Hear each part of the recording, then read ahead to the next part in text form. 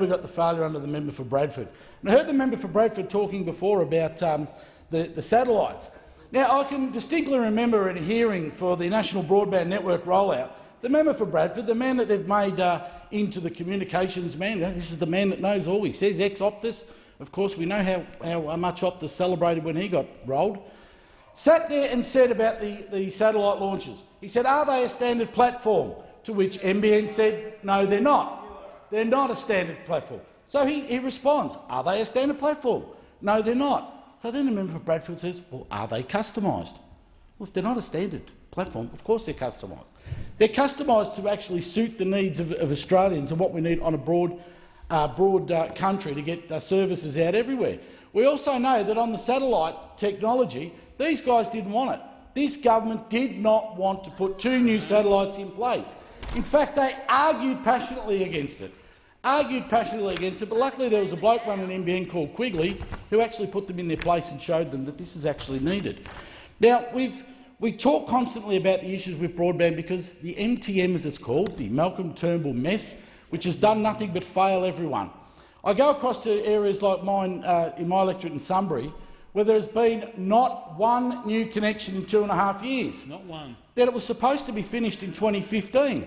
Now, because of the failure of this bloke, taken over from the last failure, it's going to be rolled out to work starting in 2017. People are losing jobs and having to move because of the failure of the member for Bradfield and his predecessor, the member for Wentworth. Now, we heard the member for Bradfield get up before and say, oh, we've had 100% success. That's right, there has been 100% success. Every single fibre-to-the-node thing that they've put in place is not working. Not working. And as the member for Chifley pointed out, you're rolling out apologies more than you can roll out connections, because you've absolutely failed. And then when we look at having community forums, well, we had the member for Bradfield come down in this secret little forum, invitation only, Thursday before Easter, can't let anyone know, just the Liberal Party. But of course we found out about it. We turned out. The good thing was every single person that left that forum after 2 hours of listening to him said that they wouldn't vote Liberal. 2 hours because they had to put up with him and a Liberal candidate for 2 hours and learn absolutely that the government has not got a clue what it's doing with broadband. Compare that to what we were doing. We had the member for Blackstone come down and have a packed-out forum in Sunbury. Mind you, the member for Bradfield hasn't responded to any letters from people from Sunbury, nor has he responded to any invitations to come down to Sunbury because he's too scared. He knows he's going to have to sit in a room where people are talking about how they have to shut their businesses and move because this bloke's failure to deliver broadband to our community. We have people that are electronic design engineers using large files that actually have to spend more money because they like to talk about how great they are in business.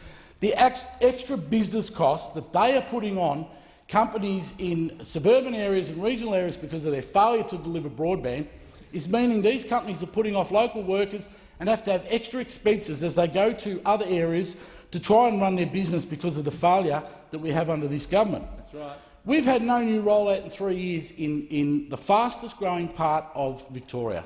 In fact, one of the fastest growing parts in Australia. Not one new connection. People are sitting there each and every day saying, when am I getting a rollout? When is it actually going to come? And they don't know because this lot over there wouldn't have a clue. They don't know if they're Arthur or Martha.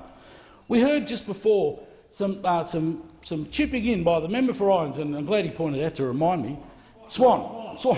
The member for Swan talking about the pink bats and the failure there and saying that it was 4 deaths and trying to blame that directly on the government.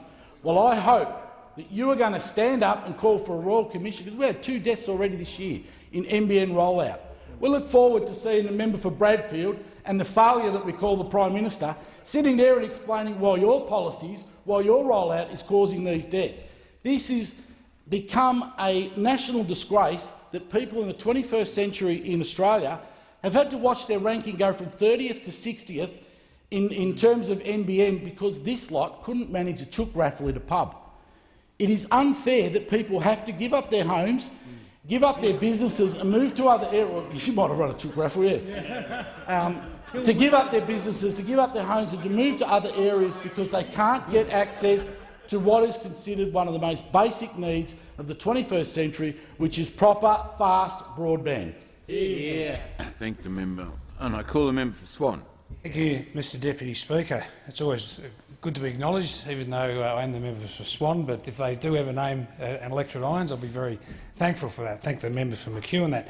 But just before we go past that, and when the Minister for Communications was talking about, the member for Bradford was talking about Labor's failures, and one of the things he mentioned was the insulation scheme, and that's when I raised the point about the 4 deaths. And I had just heard from the member from McEwen, him raising the deaths of 2 people on the NBN project, which is an absolute tragedy. Absolute tragedy. It doesn't condone anything that's happened before it or gone after it, and it's something that we should prevent. So I don't think in that situation that should be saying that we condone the 4 deaths because there's 2 deaths on the NBN.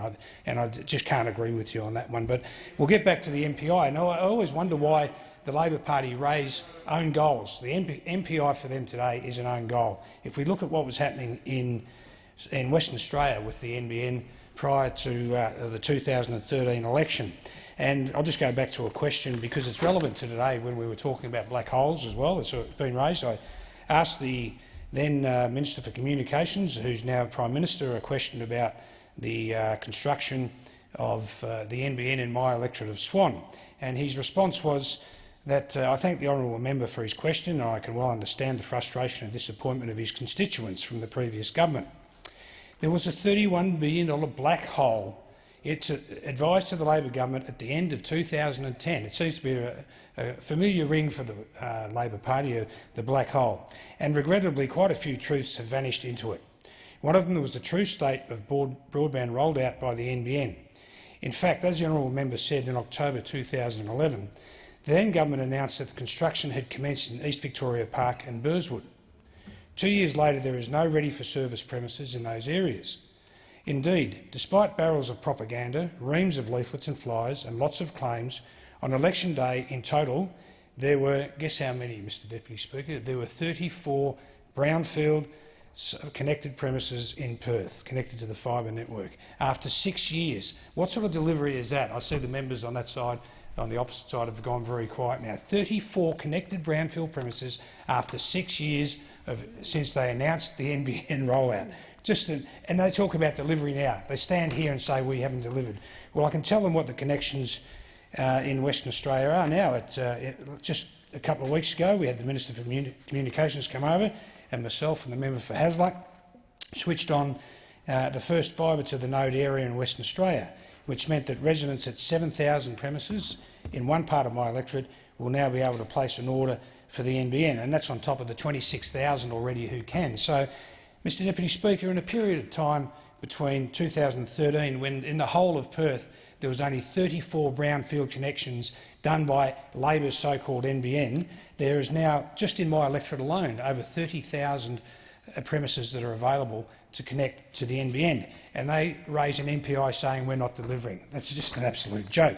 Now, just to get back to their joke of a system, which was that Labor left WA completely stranded in 2013, and their NBN project was in such a shocking mess that the construction contractors in West Australia actually refused to continue building, and they pulled out of their contract with the Labor government, not with the Liberal coalition government, with the Labor government. Synthio contractors pulled out. And what they actually did as well, the company contracted to build the NBN in WA and South Australia, which was Synthio, actually handed back 47 sites in Western Australia in 2013, which Labor had listed as under construction. Can you believe that? 47 sites they'd listed as under construction in 2013, and not one of them had one piece of NBN material in it, nothing at all. What a joke. What a joke this MPI is. Absolute joke. And what they actually did after the election as well, we did after the election, was we corrected the maps.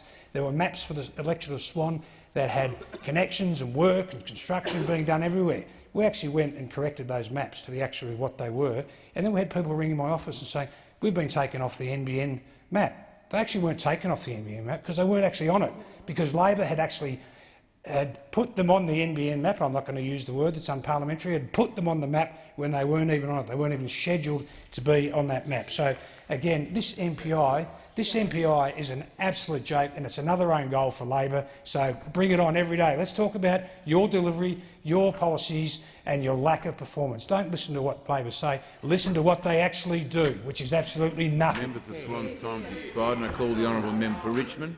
Thank you, Mr Deputy Speaker. And I'm very pleased to be speaking about this government's failure to deliver on the NBN for Australians. In particular, I'd like to talk about those Australians living in regional and rural areas who have especially been hit hard by this government's failings on the NBN. And in country areas, they of course blame the Prime Minister, they of course blame the Coalition, they especially blame the National Party for this dire situation, this lack of NBN. I think this is one of the issues that constituents speak to me about the most, this government's failure to provide it for my electorate, the north coast of New South Wales. And constituents tell me they're constantly frustrated they can't get any decent internet access. Very slow speeds, lots of buffering. Just the other day, a mother was telling me that her daughter, who's at university, often has to end up accessing a lot of her research material using her phone, that the internet is so bad. I mean, this is a horrendous situation in this day and age that they're not able to access the NBN. And what they're even more annoyed about is not only can they not access the NBN, all they've got is a promise for a second-rate NBN through copper. That's all they've got to look forward to as well. So instead of connecting Australia to the many great possibilities of the digital future with fibre optic cable, the Turnbull government is just instead buying more copper. That's all they're doing. But the fact is the Prime Minister was a failure as Communications Minister, and this second-rate NBN is now a total mess. He promised that everyone in the country would get the NBN this year. That's what he said. But more than 83% of the country is still waiting for his second-rate network. He also promised that his version of the NBN will be rolled out faster and cheaper. Well, he promised that his NBN would be built for $29.5 billion. That cost has almost doubled to $56 billion. And in 2013, he promised that his NBN would be rolled out to all homes and businesses by the end of 2016. Well, that's now more than doubled by 7 years, and now the prediction is 2020. What a blowout in the time frame. Also in 2013, the Prime Minister said that his second-rate copper NBN would cost $600 per home. This cost has nearly tripled to $1,600 per home. So make no mistake at all, this disaster was created when the Prime Minister was the Communications Minister. That's right. And in his 2 years as Communications Minister, he did not connect a single paying customer to his fibre-to-the-node network. Not one. Not outrageous. One. And worse, where the actual second-rate NBN has been switched on, it's not working properly. Another big issue. So many people are complaining across the country. Slow speeds, disrupted service, long delays in getting connected. This is happening everywhere. What's really shameful also is that Australia's gone backwards in the global broadband rankings yet again. Less than 3 years ago, Australia was ranked 30th in the world for the average peak connection speed. Today, what are we ranked? 60th. How embarrassing is that? Australia's broadband ranking crashed 14 spots in the last quarter alone. We're behind most of Asia, most of Europe, the US and Canada. We're even behind Romania, Russia, Slovakia and Poland in terms of our internet connections. Now, in my electorate, we've seen some of the limited rollout of the NBN wireless in some of those smaller areas. This is a Labor initiative that brought that about, and also we've had some satellite for rural areas, and indeed, again, another Labor initiative in terms of those satellite rollouts. Unfortunately, Labor signed the contract for delivery of the satellites before the Liberal National Government was sworn in, because they just fought tooth and nail against all these satellites when in opposition.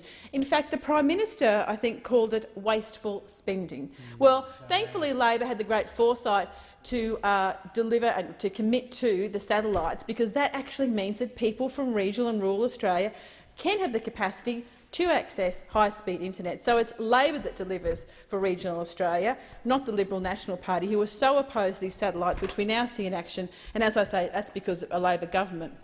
But the fact is we might have that rolled out, say, an electorate like mine, but thousands in my electorate are missing out. And that really impacts so many people, small business people trying to run their business, students, families, all those educational institutions. They're all suffering because we don't have high-speed internet access.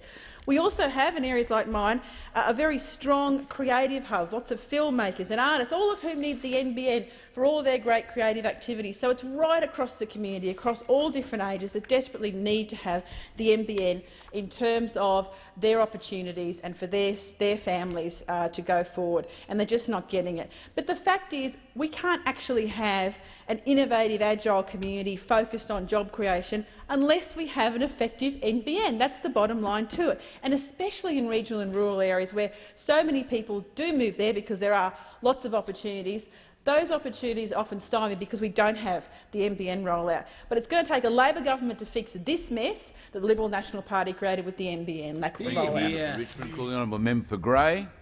Well, thank you very much, Mr Deputy Speaker. I'm very doubtful to the member for Richmond that it will take a Labor government to sort out the NBN. It's well on the way.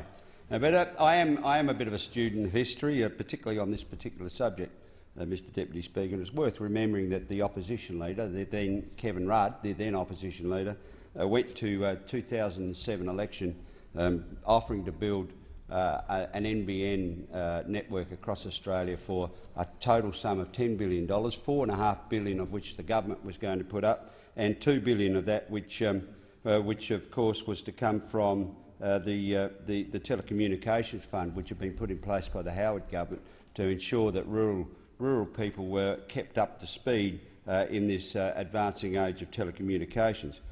So that was he was going to build that network in 2008, and here we are 8 years later. And at the time, I thought it extremely unlikely that that system could be rolled out for that type of money. I remember Telstra from the 70s rolling out the copper right around Australia in rural and in our area where I live in Kimber, and it seemed to me that $10 billion wasn't going to go all that far. Not to be daunted, though, the only part of that deal that ever got delivered, of course, was the taking of the $2 billion from the Telecommunication Fund. But not to be daunted, the then Prime Minister Rudd utilised the back of a coaster on an aeroplane to come up with a proposal to build a $43 billion fibre to the premises network, funded totally by the taxpayer. And that turned out to be a total schmozzles. There was a few high-profile announcements around Australia when selected little communities were hooked up to the fibre to the premises, and the government rattled on about what a wonderful job they were doing. But by the time the coalition came to office, and so well pointed out by the member for Swan, the rollout was at a standstill. The hookup figures were just pure fiction. Over $6 billion had been spent on wages and salaries in the NBN alone, and less than 100,000 premises had been passed by the fibre. And in Western Australia and South Australia, the lead contractor had pulled out of the contract, Cynthia, and once again the member for Swan, I thank him for bringing that to the House's attention. The work had completely stopped. It had stalled. The interim satellite system that the member for Richmond spoke about so fondly a few minutes ago has cost Australia $351 million. And in fact, Australians were told that 250,000 people would be able to hook onto that satellite, but it crashed at 48,000 because Senator Conroy hadn't bothered to put any caps on the consumption. So when Minister Turnbull took over the NBN, he got rid of the board that had no one with any telecommunication skills on it, appointed a new board, commissioned an inquiry which predicted that the NBN, as proposed by the Labor Party, would cost $90 billion. He redesigned the NBN board redesigned the NBN using multiple technologies, which is where we came to the position of using fibre to the node, fibre to the premises, fixed wireless, satellite, a whole concoction of different methods, using the existing cables that were operating in the cities at the time. And now, of course, we've come to a stage in my electorate, Mr Deputy Speaker, where I have 13 fixed fibre to the node communities that are under construction, advanced construction or completed, and 7 more to come over the 6 months. I have 28 communities served by fixed wireless, which is 61% complete of the rollout, covering more than 370,000 households. We have The Port Augusta has been switched on to the fibre to the node network, and the satellite, of course, came online just last week. And Well, this the will be a huge has change. expired. I thank the member for Grey for his contribution.